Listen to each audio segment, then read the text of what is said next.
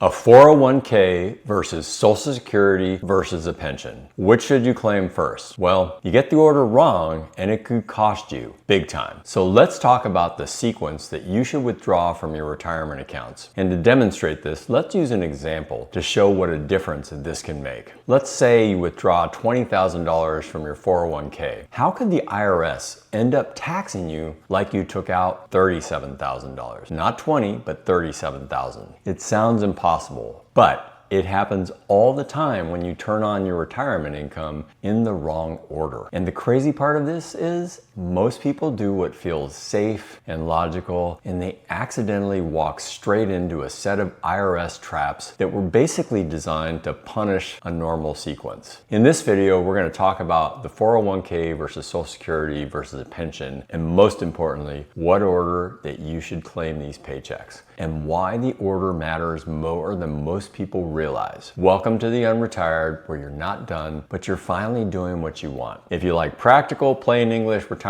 videos that help you keep more of what you earned and enjoy the life you actually want, please like this video and subscribe to the channel. And a quick disclaimer, this video is for education and general information only. It's not financial advice because remember, everybody's retirement situation is completely different. So please make sure you run your own numbers and if possible, try and consult with a qualified financial planner. All right, here's the promise. By the end of this video, you're gonna know the default best order for most retirees and why it works. You'll understand the 3 hidden triggers that create what I call phantom taxable income. And you're gonna have a simple decision tree that you can apply to your own situation, even if you're not a tax nerd. And who the heck wants to be a tax nerd? I know I don't. All right, let's start by getting clear on what we're actually dealing with. In retirement, most people have some combination of 3 paychecks. They're all income, but they're not the same kind of income, and they don't play by the same rules. That's really important. They don't play by the same rules, and that's why people get burned. The first paycheck is your 401k or a traditional IRA. These are the standard retirement accounts. These are the most controllable levers that you have. You control when you take the money out and how much you take once you're past the age rules. The flip side is that every dollar you pull out is generally taxed as ordinary income, unless it's a Roth. In plain English, the IRS treats a withdrawal of 401k or a traditional IRA a lot like a paycheck from work. Because remember, these were tax-deferred accounts where you contributed pre-tax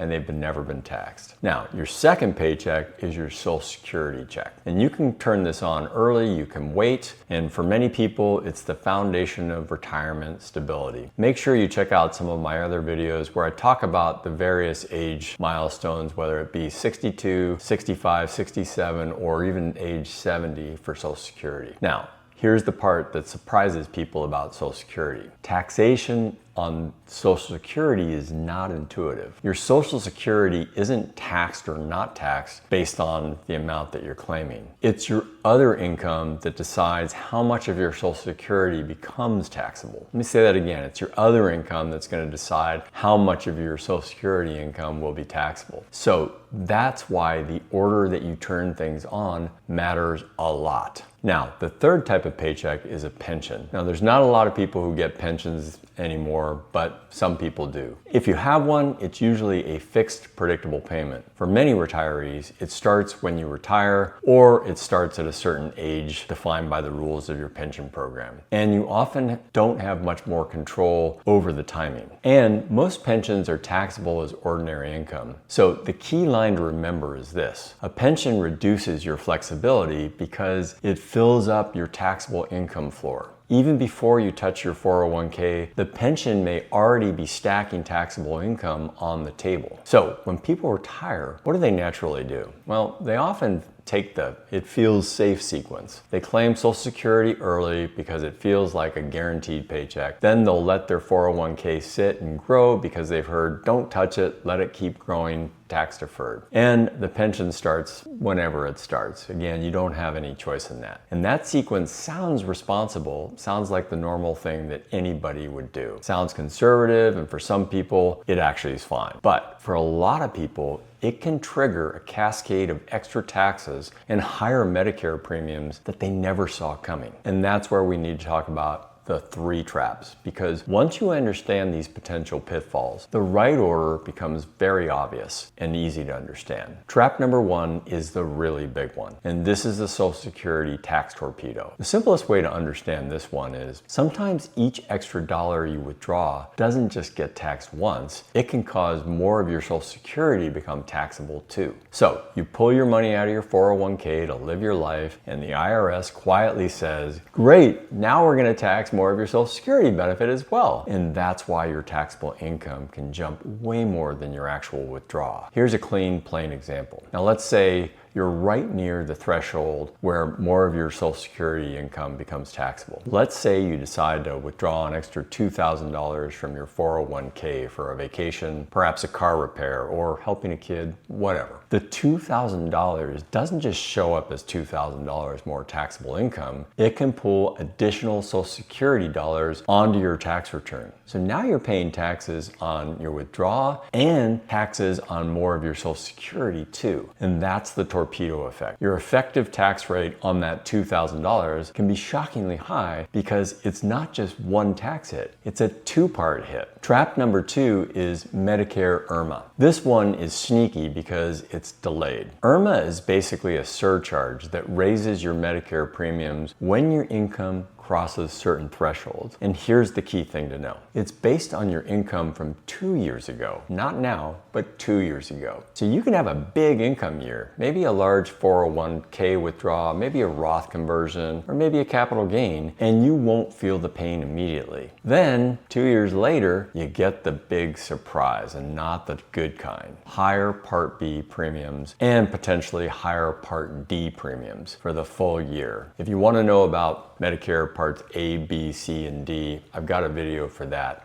so take a look. Now, back to our example. It's like the IRS and Medicare teamed up for a delayed uppercut, punch to the gut. Lastly, trap number 3 is the net investment income, or the NIIT, an extra 3.8% that can kick in for higher income situations. Now, most retirees won't deal with this one, but if you have meaningful investment income and you create a spike in your adjusted gross income, that spike can expose more of your investment income to that 3.8% layer. Now, the point isn't to scare you with the tax code. The tax code is what the tax code is. But the point is to understand the stacking and the sequencing. When these layers stack, regular income taxes, Social Security taxation, and Medicare surcharges, you can end up paying way more than you expected, all because you pulled the right money from the wrong place at the wrong time. The worst of all combinations. And that brings us back to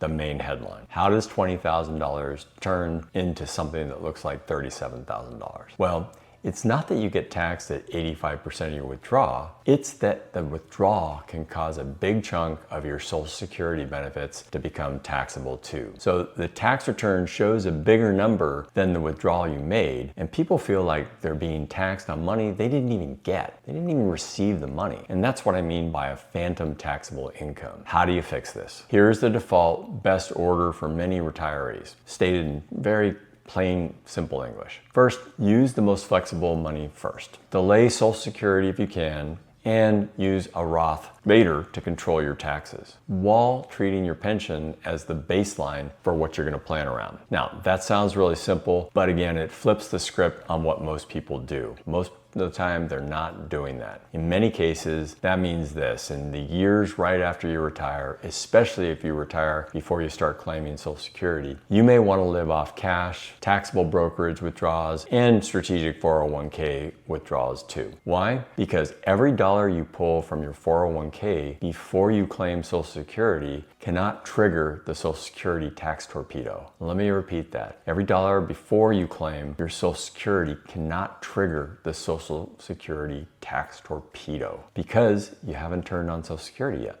It's as simple as that. You still pay taxes on the 401k withdrawal, but you're not accidentally dragging your Social Security benefits onto your tax return. And that is a huge difference. And if you've got Roth money or you can build Roth money, this gets even more powerful, because in those control years, you can sometimes do Roth conversions at tax rates that are temporarily lower than what you'll face later when you're required to take out more money. Not always, and not for everybody, so you're gonna have to do the math, but sometimes. And when you move money into a Roth, you're creating a future bucket that can help you control your taxable income much later in your retirement, especially after Social Security and a pension kick in and both are running. Now, we're right around the midpoint, and I wanna hear from you because your answers help other people in the community. What's your situation? Are you planning to claim Social Security first, live off your 401k first, or do you have a pension that starts automatically? Please drop a comment with your plan or your dilemma. I read every comment, and I guarantee your experience probably is going to help somebody else who's facing the same decision right now. Let me give you the mindset that ties all of this together, because this is where people get it wrong. Your goal isn't to pay the least tax this year. Your goal is to avoid decades-long cascade of taxes. Retirement is not one tax year. Retirement is the long game. You're trying to protect your flexibility so that you can spend what you want when you want without triggering unnecessary penalties or premium increases or surprise tax bombs. And this is why I like to think of retirement income as a two-part phase. Phase one are the control years, and that's typically the window after you retire, but before Social Security is turned on. And sometimes before a pension starts, and often before you're fully into Medicare. In those years, your income can be lower than it will be later, which means you still may have more room to choose where income comes from and how it shows up on your tax return. Phase two is where you turn on the guaranteed paychecks, and that's when Social Security is running, your pension is running, if you have one and qualify, and you're using other accounts to fill in the gaps efficiently. Now, let's be really clear about the nuance here, because I don't want the comment section to turn into a war of words. This is not universal. As I always say, everybody's situation is completely different. So you really got to do the math for yourself or consult with advisors. Some people should claim Social Security earlier if you've got health issues, if your 401k is small, if you need the income, if you're supporting someone else, if you're divorced or widowed and the benefit strategy changes, or if you simply sleep better with a check that you can't outlive. Yeah, then claiming Social Security earlier, it might be the right move, but not for everybody. The point of this video is not everyone should delay Social Security or take it early. The point is, be intentional about the order, because the wrong order can be quite expensive. Now, I want to introduce one more concept that helps people make this real: the conversion window. If you retire before Social Security and before a pension starts, or if your pension starts later, there may be a narrow window where your tax bracket is temporarily lower. And that's when Roth conversions can make a lot of sense, because you're deliberately paying tax at a known tax rate now to reduce taxes later, reduce future required distributions, and create a tax-free bucket that you can use to manage your income.